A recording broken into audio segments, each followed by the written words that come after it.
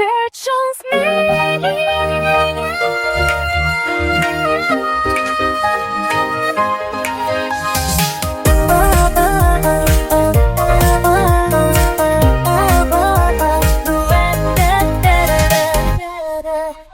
Welcome to the Deep Dive.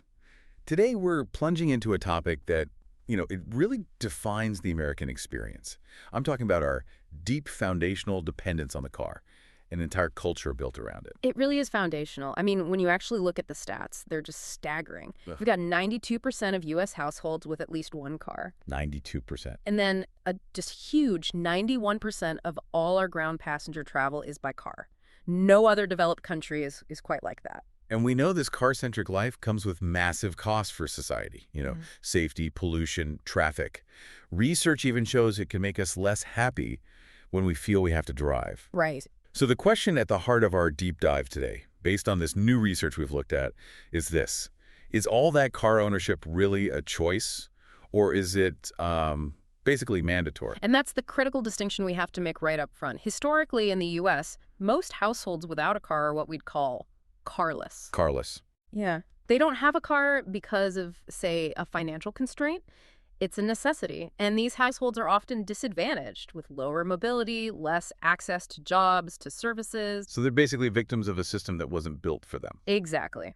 But the lifestyle we're looking at, the demand for today, is car-free. And that's a voluntary choice. The choice. It's choosing not to own a car because your environment, your neighborhood actually supports it with great walking, biking, and transit. You don't need one. You might still use a car now and then, like a rental or a rideshare. Precisely. Yeah. But you get rid of that huge financial burden of owning one. And because that kind of supportive, high-quality, car-free infrastructure is so incredibly rare in the U.S., I think it's only about 12% of census block groups are considered walkable. Wow. That's it. So the true demand for this lifestyle, especially among people who currently own cars, has been almost totally invisible. And that's our mission. We're diving into the results of this national survey of over 2,100 urban and suburban adults.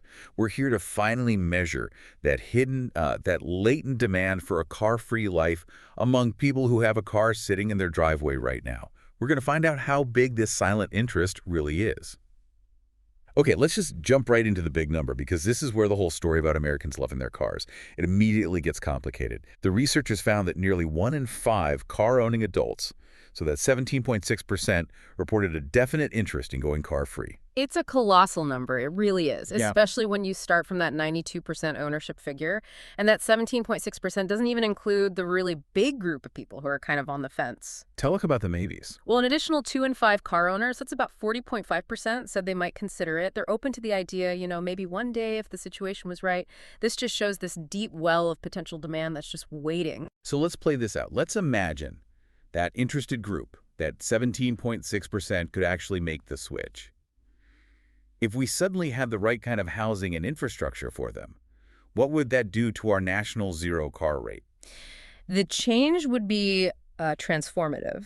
If that group moved to zero-car households, the rate of households without a private car in urban and suburban America would approach 1/4. You're talking about doubling the current rate. Doubling it. That's a massive cultural shift. And it puts us right in line with other developed economies. I mean, if the U.S. hit 1/4 of households without cars, we would look a lot like the UK or Germany. They're both around 22%. Or Japan, which is closer to 25%. And where are we now? We're sitting at just 9% in those urban and suburban areas. So this research really suggests the U.S. is suffering from an infrastructure problem, not a preference problem. I think the key to believing this data is understanding how they did this survey. Mm-hmm. How did they get at this true preference without just, measuring someone's current frustrations? That was the crucial part. You can't just call someone who lives in a cul-de-sac 10 miles from a bus stop and ask if they'd give up their SUV. Of course not. Denver choice. They have no choice. Their answer is based on impossibility. So what the researchers did is, before asking the question, they gave everyone a detailed rundown of a real-world, intentionally car-free community. So they showed them what's possible. Exactly. They used the example of Cul-de-sac Tempe in Arizona, which is the first car-free neighborhood built from scratch in the U.S. They described all the features, no resident parking, it's right next to a light rail stop, and it has on-site groceries, restaurants, shared cars. By grounding the question in something that's real and supportive, they could measure genuine demand. And that's what led to that powerful 17.6% figure. Okay, so that 17.6% is a massive number. If I had to guess who's in that group, I'd picture a really specific person, Mhm. young, single, probably a high-paid tech worker living downtown somewhere. Is that what the data shows? And here we have the most counterintuitive finding in the whole study. It just directly challenges what we've all assumed for decades. Sociodemographic variables, who you are, where you live, what you earn, are very, very weakly related to being interested in car-free living. Wait, really?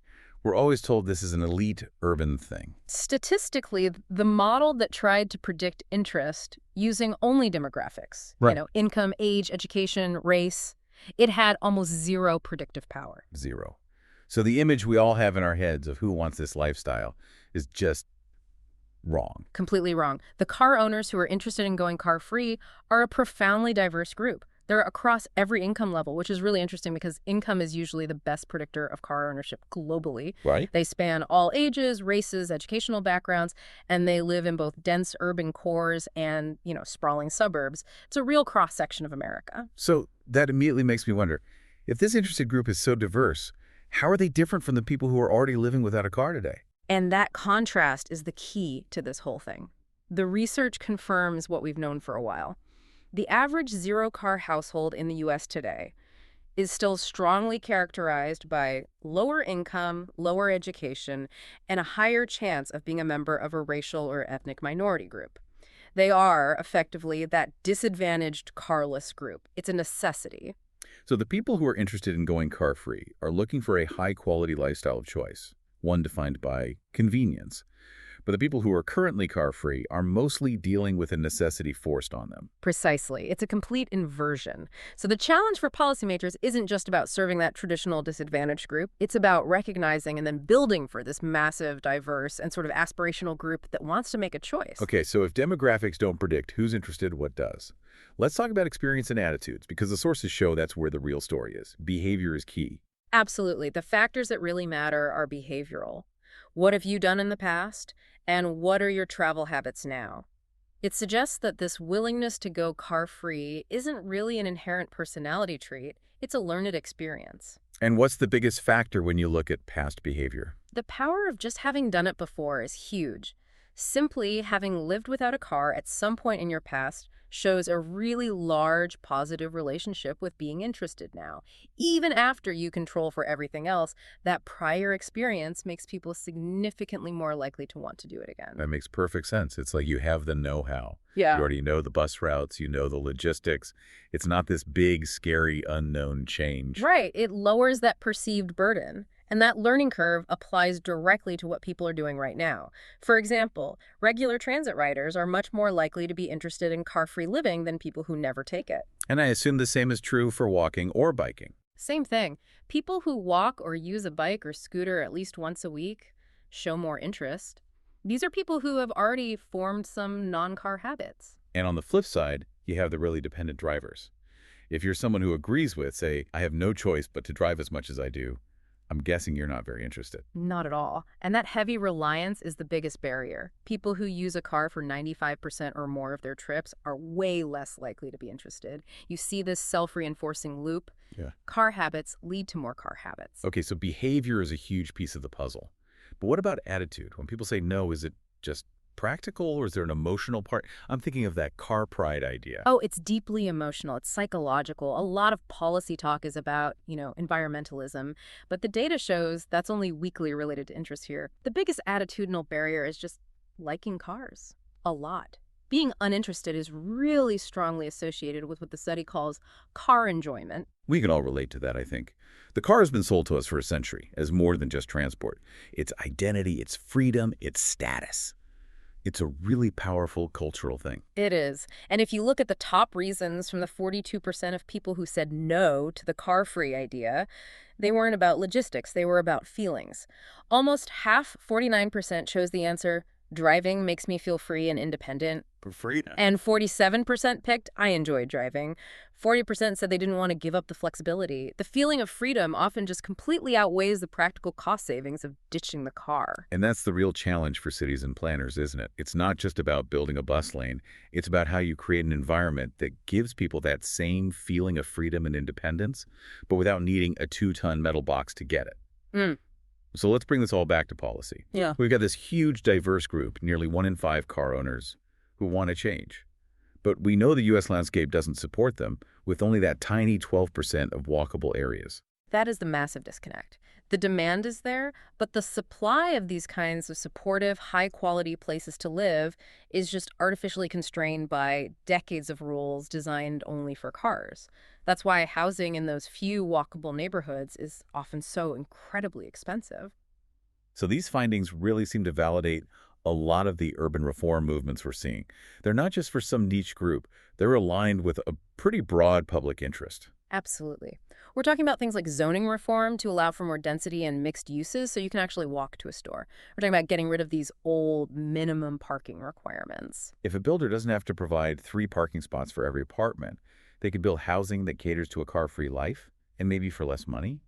And obviously, investing more in transit, protected bike lanes, better sidewalks, all the things you need to close that gap. But let me push back a bit. If the demand is so broad, why isn't there a stronger political push for this? Where's the resistance? The resistance is huge because you're fighting a century of, entrenched rules and interests.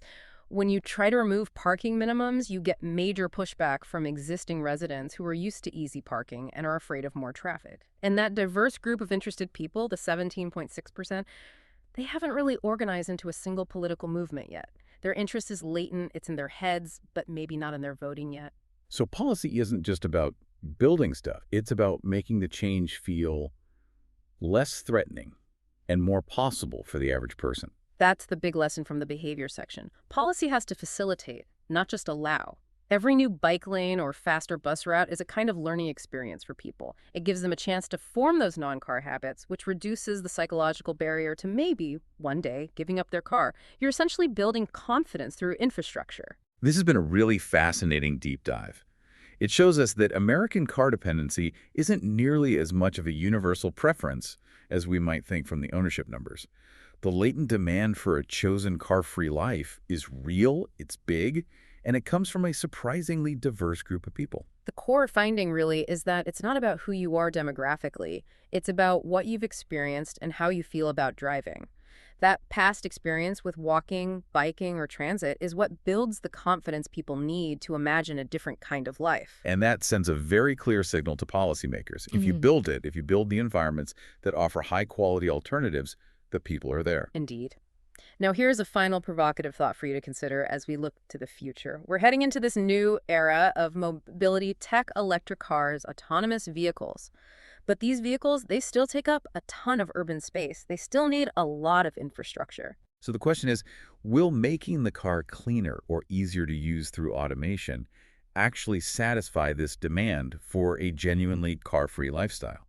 Will just swapping ownership for shared self-driving cars be enough? Or will the physical reshaping of our neighborhoods, the denser zoning, the dedicated bike path, will that remain the essential ingredient for this large, diverse group of Americans? It forces us to ask if the solution is changing the type of car we use or fundamentally changing the places we live. Something to think about next time you see a giant parking lot. Great food for thought. Thank you for joining us for the deep dive. Virtual's me.